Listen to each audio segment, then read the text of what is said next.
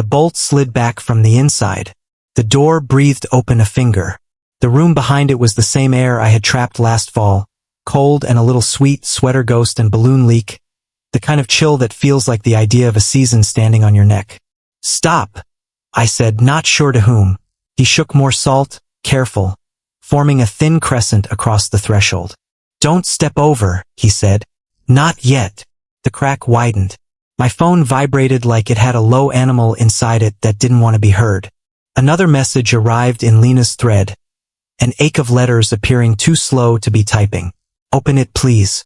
The helium balloon string rasped the paint at the ceiling in there. A sleeve on the chair's backside like someone shifting a fraction to get comfortable without being seen. I tasted metal under the taste of salt. He crouched and put his ear to the seam. "You'll hear it," he murmured, and I hated him for how intimate he sounded with my house.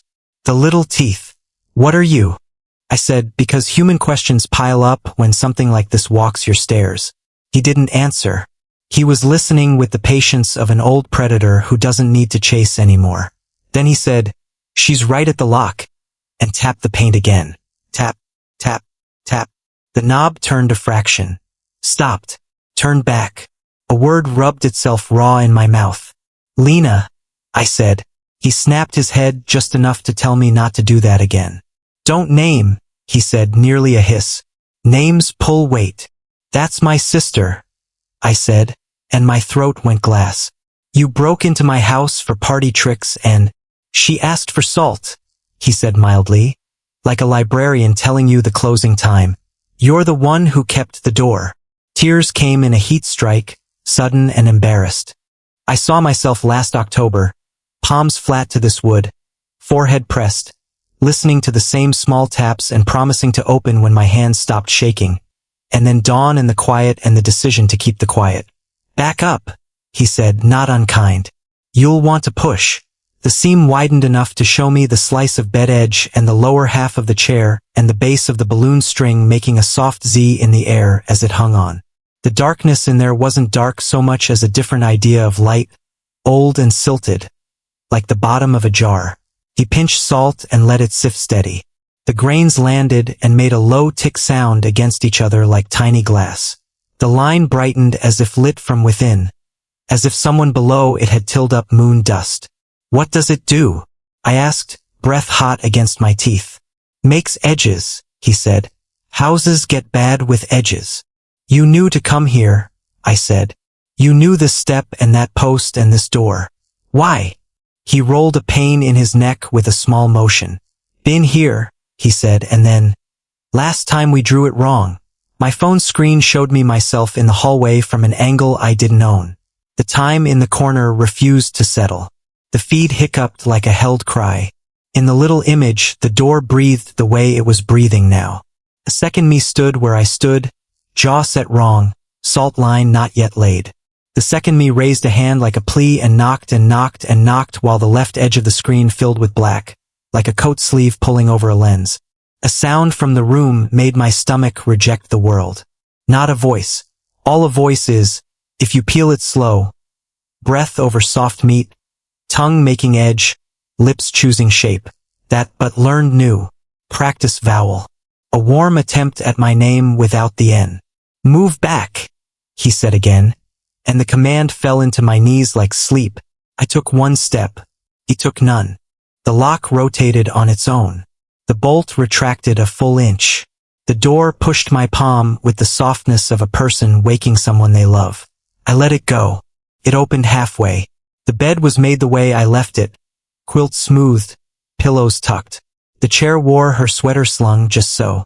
The balloon touched down with a faint kiss and rose again on its tired string. On the carpet, the drag of two bare heels had written commas in the nap toward the door. There were no feet at the end of those commas. There were prints where pressure chose to be without weight. He sprinkled another thread of salt, this time in a small circle just inside the threshold. The grains jumped a hair like something under them breathed out and in.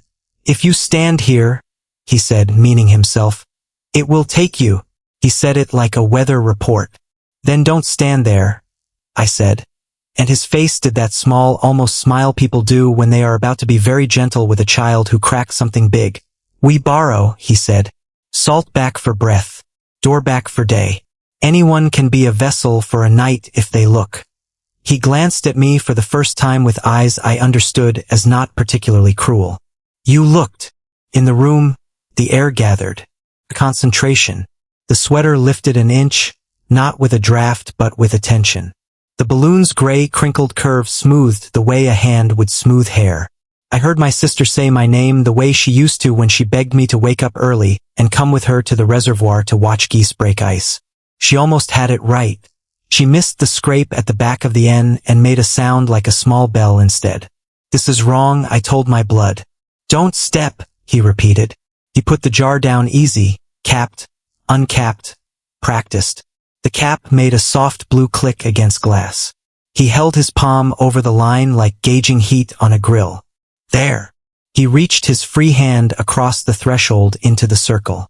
Every small hair on his forearm stood as if the room were static and winter.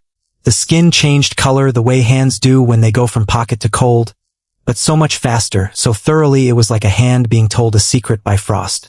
He grunted once. Low, involuntary. "You have it," he whispered to the air. "We're even." The prints in the carpet deepened by a hair. One of them turned, heel pivoting like a person choosing a different angle to look at you. "Lena," I said, and this time I meant it, and this time if names are weights I gave her mine. The sweater shrugged as if a joke had landed late. She took a step I could not see and came to the edge of the salt. Every tiny grain along the line quivered as if bracing. The man's hand trembled. The blue cap rolled and knocked into the baseboard with the tiniest cluck. A voice from my phone said in my sister's cadence and my mouth's shape, "Open wide." I didn't know whether it meant the door, my throat, or the rest of my life. I tasted iron and winter. My teeth ached like they were full of snow. The man shifted his hand closer to me, palm up, as if asking for a second's mercy. "Say goodbye," he said flat. "Say it like a person and not like a prayer." I looked into my empty room and saw her everywhere I had left her. "I'm sorry," I said. "I should have." Everything hurt. The sentence would not find a door. The grains of salt in the line began to glow faintly, not with light but with attention, like tiny attention flares being called, one by one, to census. Each one steadied and waited. The line pulsed. Something pressed. In the doorway with 1 foot in grief and 1 foot in a science I would not be allowed to keep, I did the stupidest thing I could have done. I stepped. My heel kissed the line and split it. It didn't burst. It didn't fizzle. It unfolded neatly, like a seam that had been basted and now welcomed the finish. The press of air that hit my shins was human body temperature plus 2 degrees, fever-like and very dear. Came up into me like stairs. "Back," the man said, sharp, for the first time angry. He grabbed my wrist. His fingers were salt abrasive, as if all the kitchen counters of his life had been his workbench. He hauled me out. The air came with me. For a breath my vision doubled. The hall and the room overlapped, 2 films out of register. The man's mouth moved and I saw 2 times at once. A bright kitchen in spring with Lena laughing at a thing I'd burned, and this hallway in winter with a person I didn't invite using my neighbor's hood to be kind. The pressure slid up my torso to my face and then decided on a place. It chose behind my eyes. Something set its head carefully where mine had been and looked down my arms to my hands like a driver adjusting mirrors. It lifted my left hand a half inch and let it fall as if testing weight. Tried a breath. It liked it. I made a small sound behind my own teeth that wasn't mine. "It's done," the man said, relief and something like ache. His grip left my wrist. He stepped carefully backward, not turning his back on me. He reached for the jar like a person paying for something in a store and realizing they've come up $1 short. He screwed the blue cap on with exactness. He stood. "Thank you for the salt." "Don't go," I said in 2 voices. The first was mine, scratch and panic. The second was at the same time under mine, smoother, older at the edges. Hearing them together almost lifted the skin off my body. He hesitated. In the hesitation I knew 2 things with that wicked absolute knowing fear gives you. 1. He had been here the night in October and I had not opened, and he had stood where I was and tapped like a person too embarrassed to make a scene, and then back down the stairs careful around the soft step and gone home and not slept. 2. He had been here many nights since, when the taps woke him and he couldn't not.